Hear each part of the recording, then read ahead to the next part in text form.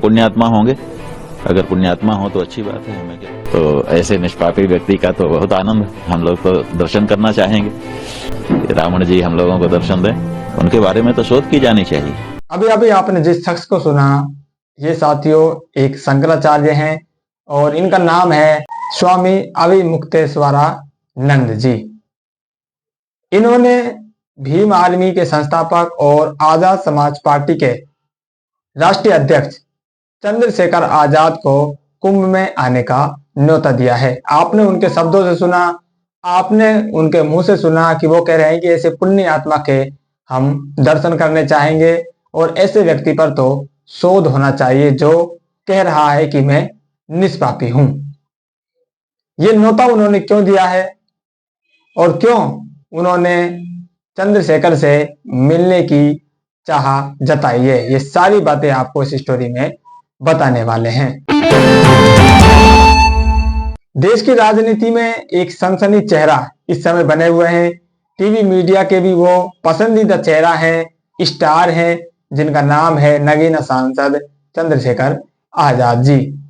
उन्होंने इस समय देश में चल रहा कुंभ मेले पर एक बयान दिया है, जिस बयान के बाद लगातार टीवी मीडिया में उनकी चर्चा चल रही है और तमाम जो धार्मिक गुरु हैं, धार्मिक व्यक्ति हैं, उनकी प्रतिक्रियाएं उनके इस वक्तव्य पर आ रही हैं। चंद्रशेखर आजाद का कहना है कि जो व्यक्ति कुंभ में जा रहा है वो पापी है, यानी कि कुंभ में वही जाएंगे जिन्होंने पाप किया है।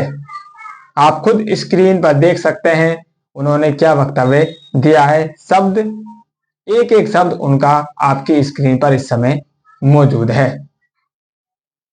जैसे ही उनका यह बयान आता है टीवी पर और सोशल मीडिया पर, इस बयान के मायने निकाले जाते हैं, तो उसके बाद कुंभ की चर्चा चंद्रशेखर आजाद पर टिक जाती है।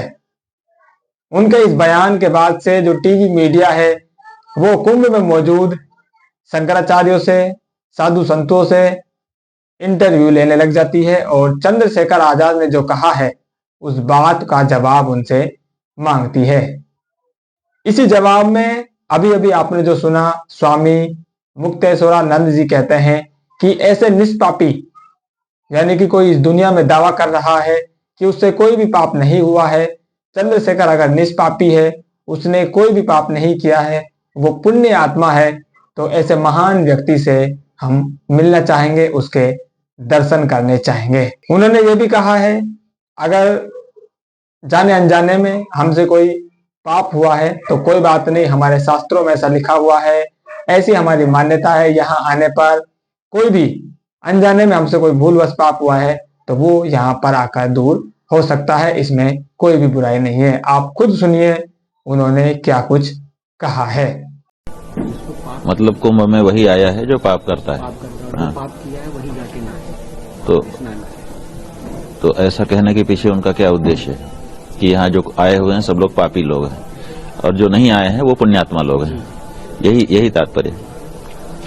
तो ये जो परिभाषा है ये विचार की चीज है। इसका मतलब है कि कुंभ में जो आया वो पापी और जो कुंभ में नहीं आया वो पुण्यात्मा।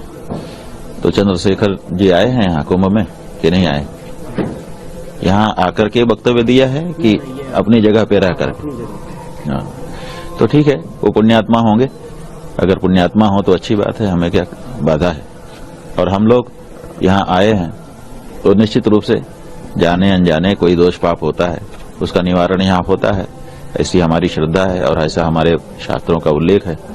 तो हम आए हैं यहाँ पर अपनी भक्ति भगवती गंगा यमुना त्रिवेणी को समर्पित कर रहे हैं और हमको बड़ा आनंद है। ठीक है, अगर हमारे कोई पाप हैं तो वो नष्ट हो जाएं, इसका अगर उद्योग हम कर रहे हैं तो इसमें किसी को कोई बाधा नहीं होनी चाहिए। और जो ये मान रहे हैं कि वो तो उन्होंने तो कोई पाप किया ही नहीं, निष्पाप हैं, तो ऐसे निष्पापी व्यक्ति का तो बहुत आनंद, हम लोग तो दर्शन करना चाहेंगे। अनुरोध है रावण जी हम लोगों को दर्शन दें। आज ऐसा कोई दावा करने वाला व्यक्ति उत्पन्न हो गया कि मैं निष्पाप हूं पूर्ण रूप से, ये कितनी बड़ी बात है। उनके बारे में तो शोध की जानी चाहिए, उनके बारे में तो विशेष चर्चा की जानी चाहिए। नहीं, पूर्ण निष्पाप। हम लोग तो सोचते थे कि बड़ा कठिन है, नहीं, लेकिन कोई दावा कर रहा है कि मैं पूर्ण निष्पाप हूं तो अच्छी बात है।